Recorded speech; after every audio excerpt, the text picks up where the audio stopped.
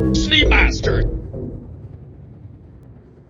Hi everyone, Master here.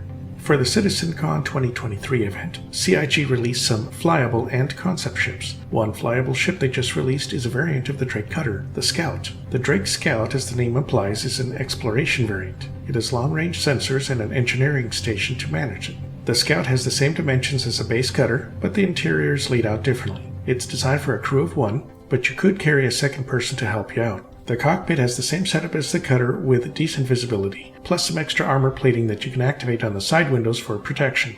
Moving behind the cockpit, you have the living area. In this section, you have a single bed plus a bathroom with toilet and shower. There is a little gear stowage here for 2000K micro SCU. Moving further aft is the cargo and engineering section. In this area, you have a station to manage the sensor array as well as control ship systems. This section also holds 2 SCU of cargo, half of what the regular cutter carries, although you can still carry ground vehicles, just barely. It's a tight fit, but you can hold small hover vehicles and ground vehicles, such as the Grey Cat PTV and STV, the Drake Mule, or the Hover Quad or Nox. It's easy to get stuck though, so hopefully CIG gives a bit more space soon. You cannot fit anything the size of a Tumble Cyclone or larger, nor can you fit the Grey Cat Rock. They are just a bit too wide or too tall. Also, hover vehicles tend to bounce around a bit, but that's still a physics issue right now.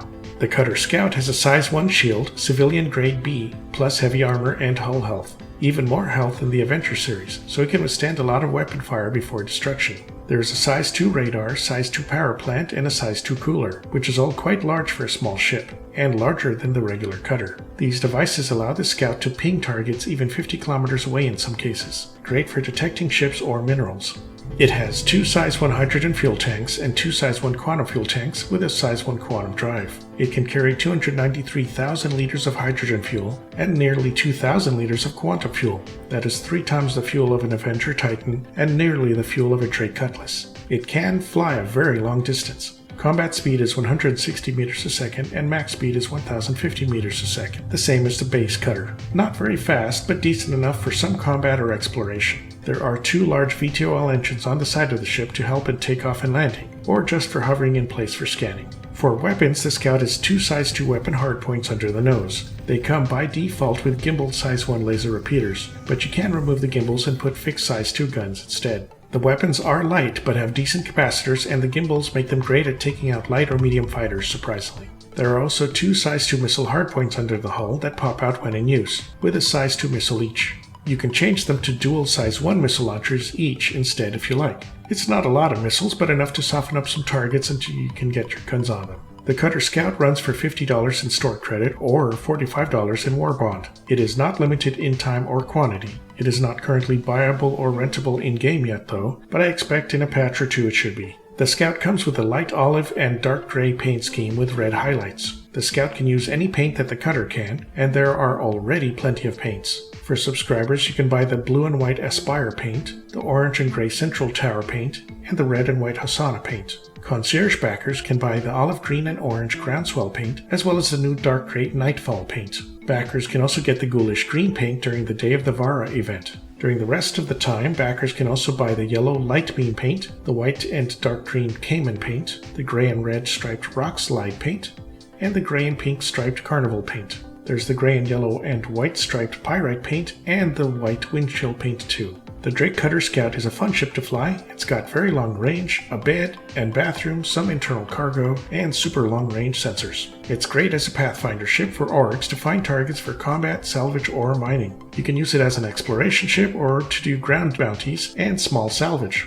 Pirates can have scouts searching distant areas for unwilling targets, and law enforcement can use them for finding lawbreakers that are hiding out. The VTOL engines, missiles, and gimbal guns make it decent for clearing landing zones of light combatants before landing. The long-range sensors in interior space mean you could use the Scout to find and pick up marooned players, especially once escape pods come into play. One thing the Scout is not amazing at is combat, but it can hold its own against a few light fighters at a time, mostly by having much tougher health than other small ships. The weapons are light, but it's not designed as a mainline fighter. It's best to avoid combat if possible. In particular, watch for damage to the rear of the ship. It can cause your rear door to open up and expose the interior to damage. It's not great for cargo either, with only 2 SCU of cargo storage, but it works for carrying a few supplies long distance, or carrying a little salvage that you find, or loot that you get for missions. The ground vehicle space is also really tight, and I've blown up a few times trying to get vehicles in there, so do be careful. Most importantly, it's a great 1 or 2 person ship and will be perfect for exploring desolate places like Pyro. Plus, with all the paints, you can look stylish while you do it. Alright, so that's it for the review of the Drake Cutter Scout. Please like and subscribe if you enjoyed the video. You can use my referral code if you decide to jump in as Star Citizen, and you'll get 5,000 extra in-game credits. Right now there's also a referral bonus, so anyone using referral codes will also get a free Hover Quad hover bike, which works great with the Scout. Here's a big thank you to my current patrons. Please check out my Patreon membership to help me make more videos. All patrons and members will have their names listed at the end of my videos and get access to my Discord channel. Patrons and members also have first pick in the next item I'll cover, so feel free to sign up and let me know what you'd like me to talk about next. Okay, catch you all next time.